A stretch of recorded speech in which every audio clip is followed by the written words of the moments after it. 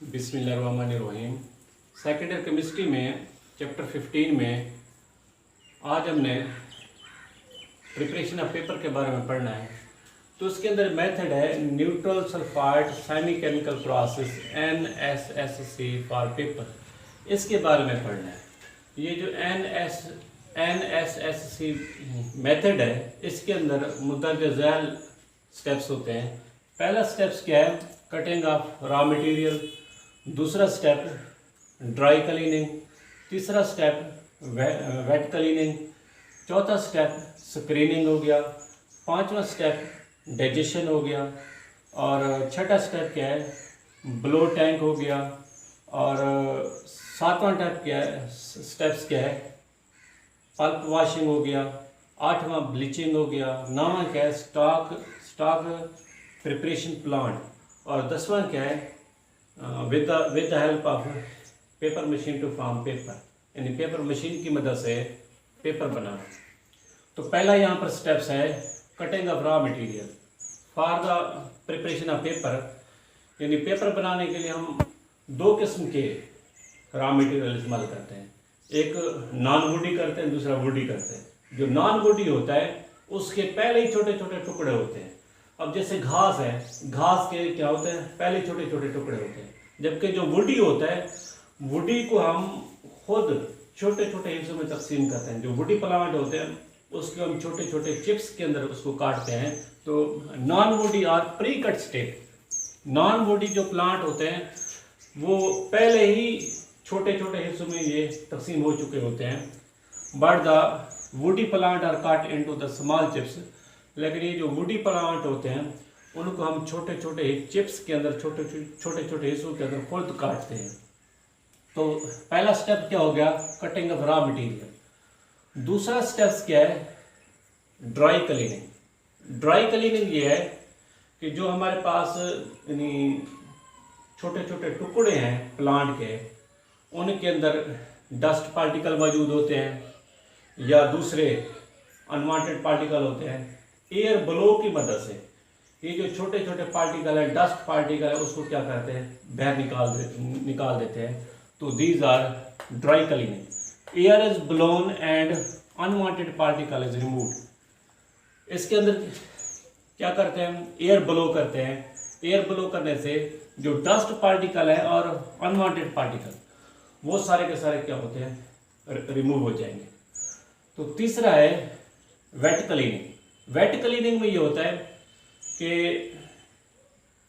वो जो छोटे छोटे घास के पार्टिकल है उसके अंदर वाटर मॉलिक्यूल डालते हैं ताकि उनके अंदर बचे खुचे जो डस्ट पार्टिकल है और जो सॉल्युबल इम्प्योरिटी है वो सारी के सारी निकल जाए। तो ये प्रोसेस क्या है? वेट क्लीनिंग है। Remaining dust particle and the soluble impurity are removed by the water. वो जो वुडी मटेरियल है या नॉन वुडी मटेरियल है, अगर उनके अंदर कोई डस्ट पार्टिकल मौजूद है या सॉल्युबल इम्प्योरिटी है, उसको रिमूव करने के लिए उसके अंदर वाटर डालते हैं। जब वाटर डालते हैं तो ये वाटर क्या करता है? डस्ट पार्टिकल को रिमूव कर देता है और जो सॉल्युबल इम्प्योरिटी है उसको भी रिमूव कर देता है, सॉल्व कर लेता है। तो बच्चा जो रॉ मटेरियल है वो साफ हो जाते हैं। तो ये प्रोसेस क्या है? वेट प्रोसेस है। तो पहले हमने क्या करना है? ड्राई क्लीनिंग करना है। दूसरे में क्या करना है? वेट क्लीनिंग करना है। ड्राई क्लीनिंग में क्या है कि इसके अंदर क्या करते हैं? एयर ब्लो करते हैं। और वेट क्लीनिंग में क्या है? वाटर मॉलिक्यूल इसके अंदर डालते हैं। अच्छा, 4 है स्क्रीनिंग प्रोसेस। स्क्रीनिंग में क्या है कि वो जो जैसे हमने पेपर बनाना है, जो woody and non woody material है, अगर उनके अंदर कोई आयरन के पार्टिकल है या स्टोन है, उसको रिमूव करने के लिए ये प्रोसेस क्या होता है? स्क्रीनिंग होता है। तो पहला प्रोसेस क्या है? मैग्नेटिक सेपरेटर, यानी मकनातीस उसके अंदर लगाते हैं। यानी किसी ऑपरेटर्स की मदद से उसके अंदर क्या करते हैं? मकनातीस लगाते हैं। और ये जो woody and non woody parts होते हैं उसको क्या करते हैं? रिशफलिंग करते हैं। यानी ऊपर वाला हिस्सा यानी नीचे फेंकते, नीचे वाला हिस्सा ऊपर फेंकते हैं, ठीक है। अगर उनके अंदर कोई आयरन के पार्टिकल है तो वो क्या होता है, मकनातीस से चिपक जाते हैं जनरली। तो ये प्रोसेस क्या है, मैग्नेटिक सेपरेटर है। दूसरा क्या है, सेंट्रीक्लीनर। सेंट्रीक्लीनर में क्या होता है, सेंट्रीफ्यूज की मदद से, सेंट्रीफ्यूजल मशीन की मदद से अगर इनके अंदर स्टोन पार्टिकल है या कोई और पार्टिकल है तो उसको बाहर निकाल लेते हैं। तो मैग्नेटिक सेपरेटर और सेंट्रीक्लीनर की मदद से ये आयरन के पार्टिकल, स्टोन के पार्टिकल, इसी और तरीके से और भी छोटे छोटे जो पार्टिकल हैं वो सारे के सारे बाहर निकल जाते हैं। और ये जो रॉ मटेरियल है ये किसके अंदर पहुंच जाता है, वेट सिलो के अंदर पहुंच जाता है। इसके बाद इसको डाइजेशन के अंदर लेकर जाते हैं। डाइजेशन के अंदर जो अपरेटस इस्तेमाल होता है, दीज आर डाइजेस्टर। डाइजेस्टर क्या होता है, इसका जो डायमीटर होता है वो 2 मीटर होता है और इसकी लेंथ कितनी होती है, 10 मीटर होती है। डाइजेस्टर में जो डायमीटर इस्तेमाल होता है उसकी वो कितना है, 2 मीटर है और इसकी लेंथ कितनी है, 10 मीटर होती है। और ये जो डाइजेस्टर है वो किससे मिलकर बना होता है, स्टील एंड रॉट आयरन से बना होता है। डाइजेस्टर के डाइजेशन में भी बैच और कंटिन्यूअस प्रोसेस। डाइजेशन में बैच प्रोसेस भी होते हैं और कंटिन्यूअस भी होते हैं। बैच प्रोसेस क्या होता है कि कुछ देर इनकी डाइजेशन होती है, इसके बाद क्या करते हैं, स्टॉप कर लेते हैं, फिर दोबारा क्या होगी, डाइजेशन होगी। जबकि कंटिन्यूअस प्रोसेस में क्या होता है, ये मुसलसल डाइजेशन होती रहती है। लेकिन पाकिस्तान में ये ज़्यादातर क्या होता है, बैच प्रोसेस होता है।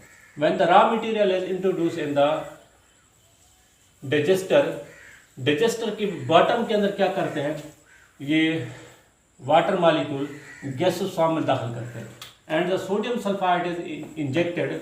Sodium sulphide is buffered with the NaOH to maintain its pH 7 to 9।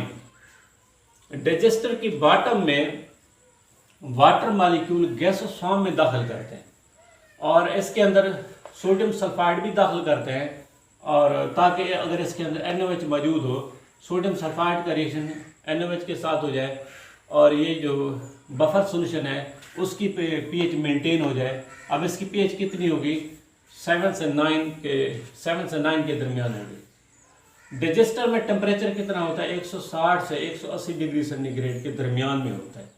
Blow tank, जब ये सारे का सारा रॉ मटेरियल कुकड हो जाता है, यानी जब ये सारे का सारा पक जाता है तो इसको आखिरकार किसके अंदर लेकर जाते हैं, ये ब्लो टैंक के अंदर लेकर जाते हैं। Cooked material blown to the blow tank and with centrifugal screen separated by the cooked and non cooked material.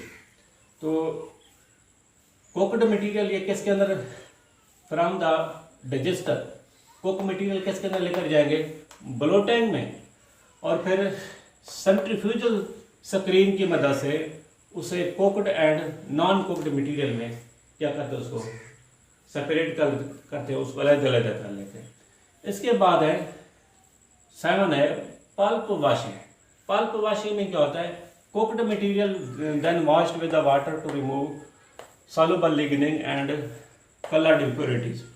ये जो कुकड मटेरियल है इनके अंदर अगर सॉल्युबल लिग्निन और कलर्ड इम्प्योरिटी है उसको बाहर निकाल लेते हैं वाटर मॉलिक्यूल इसके अंदर डालकर। Lignin cause brightness of the paper. ये जो लिग्निन है ये पेपर को ब्रिटलनेस देते हैं। ये जो ब्रिटलनेस है इसकी मदद से पेपर क्या होता है, आसानी से टूट जाते हैं। तो इससे बचने के लिए जो लिग्निन है, लिग्निन को बाहर निकाल लेते हैं। Black liquid are removed from the pulp which contaminate the paper. ये जो पल्प वॉशिंग में अगर ब्लैक लिक्विड इसके अंदर मौजूद है रॉ मटेरियल में तो उसको भी बाहर निकाल लेते हैं ताकि ये जो पेपर बन रहा है उसको ये कंटामिनेट ना कर सके, आलूदा ना कर सके। इसके बाद है ब्लीचिंग। ये पाकिस्तान में मुख्तलिफ टाइप के ब्लीचिंग एजेंट इस्तेमाल होते हैं। ये ब्लीचिंग क्यों इस्तेमाल करते हैं, ब्लीचिंग इस वजह से इस्तेमाल करते हैं कि जो डाइजेस्टर से जो रॉ मटेरियल इस्तेमाल होता है वो सारा का सारा ब्राउन होता है। अब ये जो ब्राउन पेपर है ये राइटिंग और प्रिंटिंग के अंदर इस्तेमाल नहीं होते। इनके अंदर मुख्तलिफ टाइप की इम्प्योरिटी होती हैं, लिग्नन होता है। तो ब्लीचिंग की मदद से वो सारे के सारे जो लिग्नन है, इम्प्योरिटी है, वो सारी की सारी बाहर निकल जाती है और वो जो पेपर है वो क्या हो जाता है, वाइट हो जाता है। तो ये ब्लीचिंग का प्रोसेस होता है। Pulp having brown colour which are unsuitable for writing and printing. ये जो पल्प पेपर है इसका कलर क्या होता है, ब्राउन होता है। ये पेपर राइटिंग और प्रिंटिंग के लिए अनसुइटेबल है। These are due to the presence of lignin. ये लिग्निन की वजह से है या जो दूसरे सॉल्युबल मटेरियल है उसकी वजह से होता है। After washing pulp is sent to the chlorinator. ये वॉशिंग करने के बाद, पल्प वॉशिंग के बाद पेपर को किसके अंदर लेकर जाते हैं, क्लोरीनेटर के अंदर लेकर जाते हैं, जहां पर इनके अंदर क्लोरीन मॉलिक्यूल 4 से 5 बार प्रेशर में क्लोरीन मॉलिक्यूल इसके अंदर ऐड की जाती है। वहाँ पर टेम्परेचर कितना होगा, 45 डिग्री सेंटीग्रेड पर। और ये प्रोसेस कितने मिनट का होता है, 45 से 60 मिनट तक होता है। टू गेन रिक्वायर्ड ब्राइटनेस, जब तक रिक्वायर्ड ब्राइटनेस हासिल नहीं होती। These are due to the presence of lignin. After washing, pulp is sent to the chlorinator, where 4 से 5 बार pressure chlorine molecule added at 45 degree centigrade for 45 से 60 minutes to gain required brightness. After chlorination, pulp is washed with the hot water. यानी chlorination करने के बाद ये जो pulp हमें हासिल होता है इसको हॉट वाटर के साथ वॉश करते हैं। और ये करने के बाद जब इसके अंदर ये पल्प वेट हो जाता है फिर इसको ड्राई कर लेते हैं। And then dried with the hot air. फिर क्या करते हैं, इसके अंदर हॉट एयर गुजारते हैं और ये सारा का सारा क्या हो जाता है, ड्राई हो जाता है। नवा है स्टॉक प्रिपरेशन प्लांट। इनके अंदर 3 स्टेप्स होते हैं। Slurry in the water, mechanical refining, addition of chemical and recycled fibre. यानी इसके अंदर जो पल्प हासिल होता है वाटर मॉलिक्यूल इसके अंदर डालकर क्या बनाते हैं, सलरी बना लेते हैं। दूसरा क्या है, मैकेनिकल रिफाइनिंग। अगर अभी इसके अंदर कोई पार्टिकल मौजूद हैं, यानी जो बड़े पार्टिकल होते हैं, तो ये लेबर की मदद से जो है ना, ये जो बड़े पार्टिकल है, स्टोन है, उसको क्या करते हैं, उठा लेते हैं। तो ये क्या है, मैकेनिकल रिफाइनिंग है। तीसरा क्या, addition of chemical and recycled fibre. यानी मुख्तलिफ टाइप के केमिकल इसके अंदर डालते हैं और ये जो बचे कुछ रिसाइकल्ड रिफाइबर होते हैं जनरेटी के, यानी पेपर बनने के दौरान जो बाकी रह गए थे दोबारा फिर क्या करते हैं, इसके अंदर डालते हैं। तो इसके अंदर 3 स्टेप्स हैं।